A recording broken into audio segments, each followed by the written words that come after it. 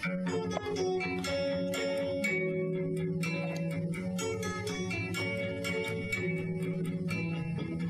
stop when day, she's there, I say, please share my umbrella.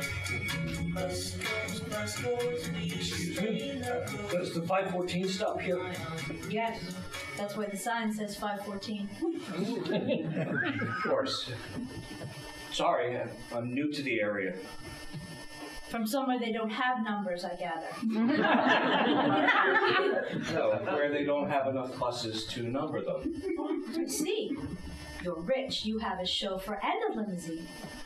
You've come to Hollywood to spite your father, and you hope that by getting a part in a cheesy movie, you'll shame him into letting you out of the family business and making sauerkraut for Comiskey Park. Close. I'm a high school English teacher. My next guess. I'm visiting a former student who's landed a job as a writer. Movies. Television. Cops. Vampires. True Blood. Diaries. To each his own. You disapprove. Not entirely. I just prefer the adventurous, the unknown. I see. You're a rugged individualist. You live by yourself. You have a cat instead of a dog because you prefer to walk alone.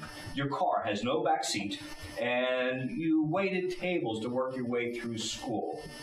And you subscribe to Cosmopolitan. If I have a car, why am I waiting for a bus? And how did you know about Cosmopolitan? The car could be broken and you're bussing. Bussing to the auto parts store because you're too proud to either take it to a shop or ask for a ride. And I saw the magazine in your bag. Perhaps, in fact, I am a court clerk for the county, one of whose perks is a free county transit pass, meaning I don't have to drive my bright orange VW Beetle more than 2 days a week, and I'm only returning the magazine to a friend who thought I'd enjoy a recipe for brownies on page 157.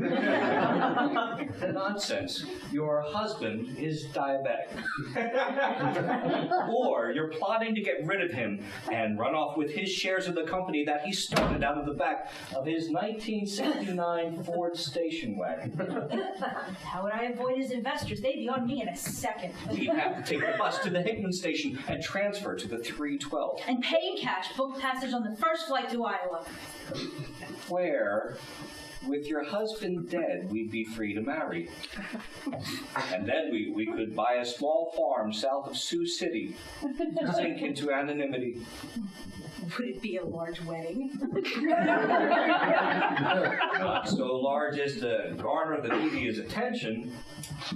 Only a few high-ranking officials and maybe a foreign delegate or two. Your father would get drunk, spill his plate of salad on the French minister. And yours would cry as you danced. I don't want to have my bridesmaids in anything but satin. And so be it. Of course, we have to build. 7 children won't live in a small farmhouse. Not very comfortably, at least.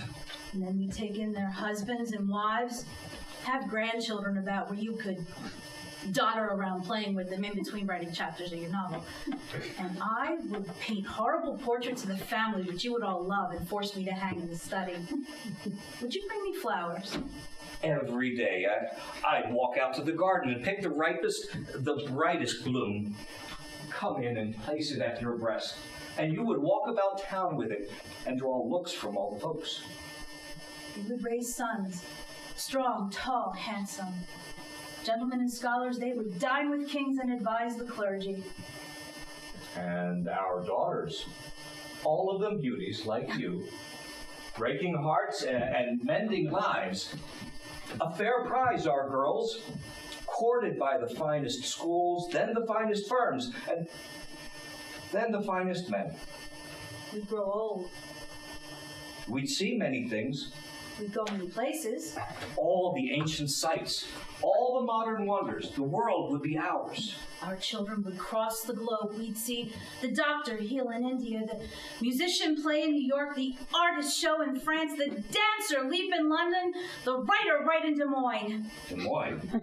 It's not important what writers write, they synthesize.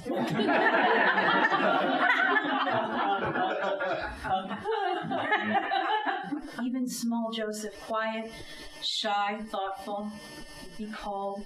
We'd visit him in Rome, a high advisor. Joseph, the one who could never hit a baseball? The one who worked so hard in his studies. He was always your favorite, no? Mothers never had favorites. But she does, regardless. Always one who shines her eye, always one who gives her mouth a little smile. My Joseph. Not that the others are any less. Just that one, equally loved, becomes more of a friend than the others. My Joseph, you're Sharon. My flower. Always worried about the world taking in strays, mending broken wings. Watching her own children grow proud and strong. As we grow slow and weak. But the memories we'd share. Yes, an evening to be savored, you and I, at the far end of our lives. Roots deep and strong into the earth. So well planted that we never really leave it, just merge slowly into the web we've begun to weave. To be completed by our heirs. No, never completed, just continued. And you and I. Where are you going? My bus. That's not the 514. No, I'm going uptown.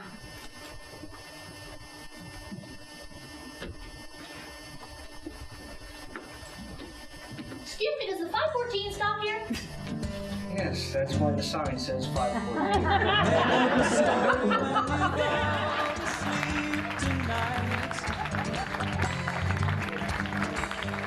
Wake up in the morning and hold it down deep inside. Dreamer, you can be our dreams come true. Just let imagination Inspired by Bees, Buzz, and As Bees and Honey, whatever that title is. We have an alternate ending for you. So, if you could. Roots far and deep into the earth. So well planted that we never really leave it, just merge slowly into the web we've begun to weave. To be completed by our heirs. No, never completed, just continued. And you and I. Where are you going? My bus. That's not the 514. No, I'm going uptown.